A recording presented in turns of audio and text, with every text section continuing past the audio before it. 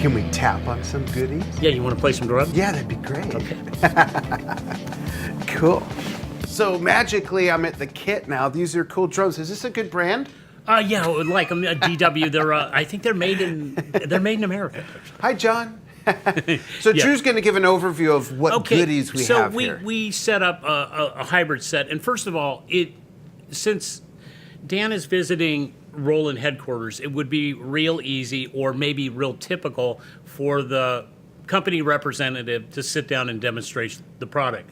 But in my view, experience is a big thing. So is why cool. I'm not sit excited. down and see what it's like for yourself and give some firsthand information for some of the products that I know, Dan, you may have not played before. Yeah, absolutely. So let me explain the setup real simply. Obviously, we have an acoustic kick, snare, and one mounted tom. Okay. On the snare drum, we have it's mic'd with a standard 57, but we also have an RT10S acoustic drum trigger that is plugged in to input 2 of the TM2 trigger module right above. Which is right here. And input 1 is fed by an RT10K acoustic kick trigger on the bass drum. So Which is right here. very simple. We're triggering kick and snare, and we have microphones on both drums. So initially what you'll hear is just the mic sound, and then you'll hear what happens when we add the triggered sound on top of it. Right, so here we'll start with just the organic sound of each drum.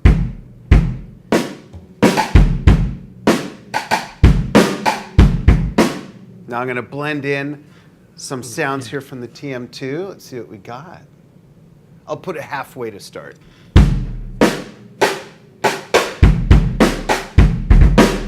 Now let's dial it in a little more. And what do we got? Ooh, right off the rim.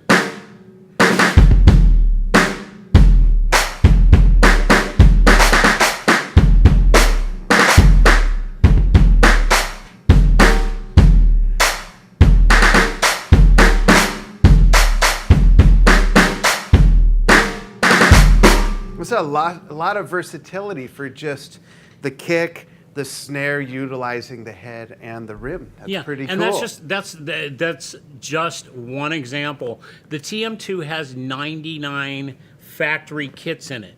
However, with those 162 sounds plus the use of the SD card, you can make your own custom setups to trigger whatever particular sound you need.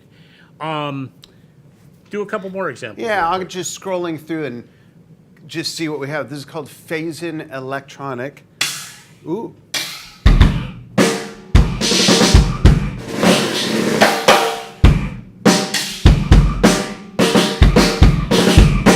Wow, Just play that's that kick cool. drum for a second there. Okay, now take the volume down. Halfway? Yeah. Okay, that's a microphone just picking up an Audix D6, picking up the kick, and now he's bringing in the sound that's being triggered, that phase sound. So That's blending the two together, again, for whatever musical goal you have. So again, the TM2 can be split into 4 individual triggers. In this case, we have a snare trigger that is doing head and rim into one input, and then a separate kick trigger. So just the simplest setup. Again, it can be any pad or acoustic trigger on that TM2, and again, any sound that you might happen to have in a WAV file on an SD card. So it's really a great little box. It is. For very easy to use, very portable, great for the live drummer. Now, let's talk about the BT1s a little bit. So we have a BT1 mounted to the rim, and then I got another BT1 mounted on a tom arm above. Now, both of the BT1s and the KT10 kick trigger pedal that's under Dan's left foot are plugged into the trigger inputs on the back of the Octopad SBD30. So with that, he has 8 pads on the Octopad that he can strike, and in this case, 3 external devices to trigger sounds in the Octopad itself.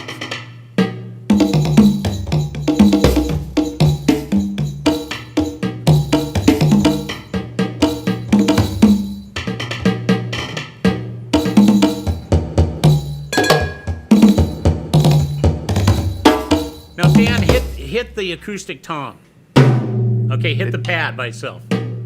Okay, hit it good, and you should be able to see that you are getting that tom, and the vibration of that is not triggering that pad. It's complete isolation. Totally and that's separate. the design of how the BT1 is internally designed to resist that crosstalk or that unwanted trigger. Right. And this, by the way, the setting is called Afrobeats. Yes, just one of the 99 factory setups in the Octopad SPD30, which again has 670 sounds in it, many of them crazy. world-class percussion sounds. And we're going to go through all of them now. Yeah. So we'll pull up another kit. Just push Yeah. that right button, and what do we got now? Symphonic percussion. Ooh.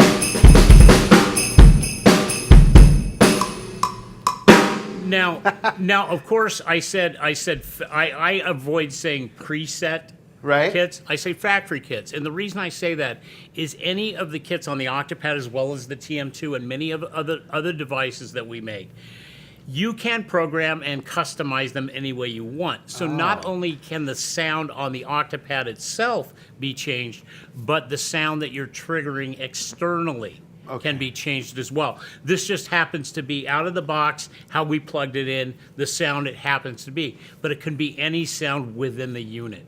Very so cool. A lot of versatility there, and you can edit the sounds as well. And we'll show you one more kit combination of sounds. This is number 34, Industrial Beat, just to get a little sample of some of the sounds first, and then I'll play them, incorporate them with everything. Woo. Woo.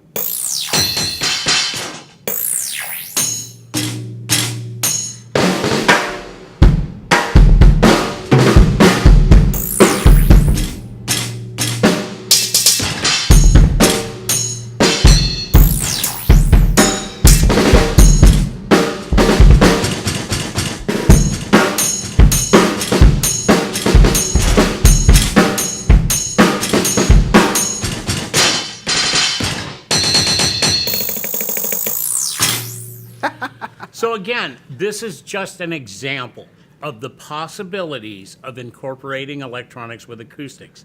There are many other ways to go. Different sound sources, more drums obviously is always a possibility. Something we're going to talk about later, a very popular Roland percussion product, the SPD SX sampling pad, where any sound, the universe is your sound palette. Any sound that you get your hands on, you can import into that device and play it directly from the pad or from external triggers or pads. That's cool. Yeah. Very cool. I'll leave you with a little beat before we go to the next line of products.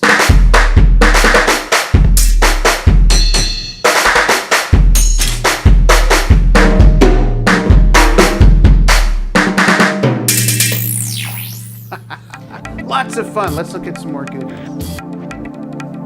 Cool.